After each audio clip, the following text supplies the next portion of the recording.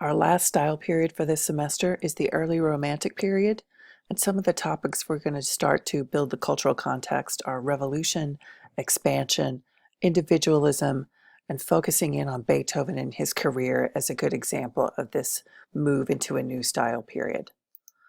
So one of the things to understand in terms of the cultural context is the impact the Industrial Revolution had on everyone.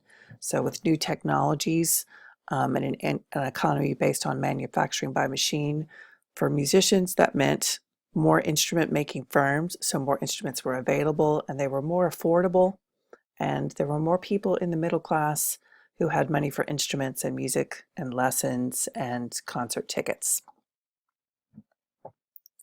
The other thing that had a huge impact on the way people thought about things was the French Revolution and also the American Revolution that had happened earlier in the 18th century as well. Um, so in Europe, there's this new concept of nation and for people not being subjects to a monarch but having more of their own free will. It's where we get the term associated with the French Revolution, liberté, égalité, and fraternité. And Napoleon Bonaparte was an important part of this initially, as he was sort of the leader of the future, being someone who was not born into a position but worked his way towards it. And then he sort of was part of his own demise as he became an egomaniac and wanted to take over the world. And we're going to see how that impacts the music of Beethoven with the Eroica Symphony that we're going to talk about later. Other music associated with the revolution, revolutions are popular songs, marches and symphonies that are about revolution. And another thing that becomes a big deal are large choral works that are not connected to sacred spaces. So we're going to see the growth of these larger choral works that are about galvanizing people, getting them together, singing together, and it's a way of creating that idea of nation that had not been around before. Then you see some other ways that the government is involved in music making with the opera and the Paris Conservatory. So let's get into our discussion of Beethoven, because Beethoven is really, and it gives us a good example of that shift that happens with composers and the ways in which their careers change. We had already talked about Mozart and that he tried to be a freelance musician in Vienna and was successful for a while, but then the French Revolution and other things with the economy really took a turn for the worse, and he died a pauper in 1791. But we do have this pathway opened up with Beethoven for people to function as independent musicians. So Beethoven was born in Bonn, but moved to Vienna pretty quickly because that's where Mozart had been. That's where Haydn was around. Haydn was no longer required to stay at the Esterházy Palace. After Prince Nicholas died, they still kept him on salary, but he was able to go wherever he wanted to. So Beethoven had some lessons with Haydn. He studied counterpoint. That didn't last for very long, but he did honor Haydn as an important influence on his style. And Beethoven started to cultivate patrons among the aristocracy, meaning that he was creating a fan base, really. When he was still in Bonn, he went to the University of Bonn enough to get an education so that he could interact with the upper class. And then he went in to manipulate them so he could have the kind of career that he wanted to have. The other issue that we'll discuss a bit later is he starts to, after he's been in Vienna for a while, he starts to become really cognizant of his hearing loss. So when we think of Beethoven, we think of three stylistic periods. His first, which sometimes is referred to as the classic period, he was very much modeling his music after his mentors, Haydn and Mozart.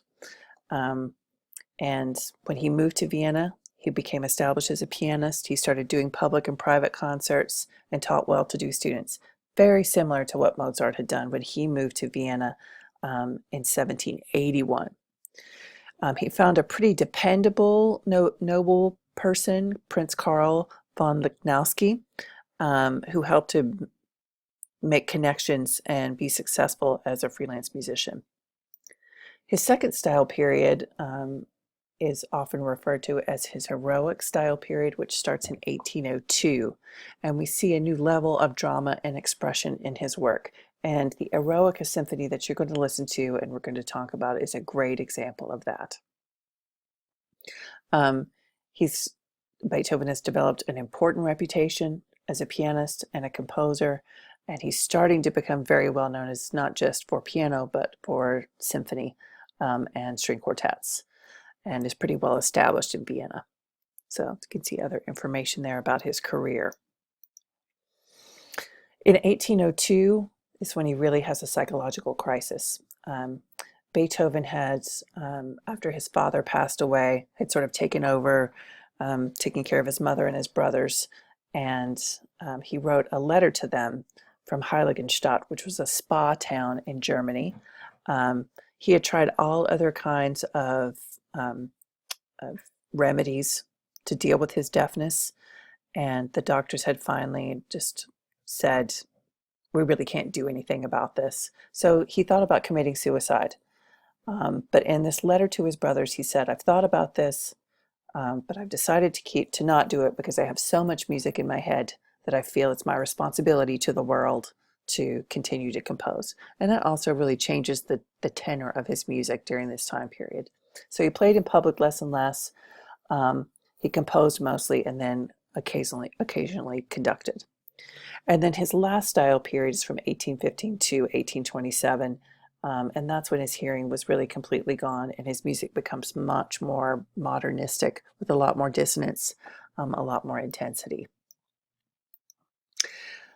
This picture of one of his pages from his sketchbooks gives you an idea of his compositional process. Beethoven often walked with his sketchbook and took down notes as he was walking, and this is what that looked like. We have a good idea of his compositional process because he took such copious notes. So I think that's an interesting thing to look at. All right, so we'll stop there with the information about Beethoven and can move on to thinking about the Eroica.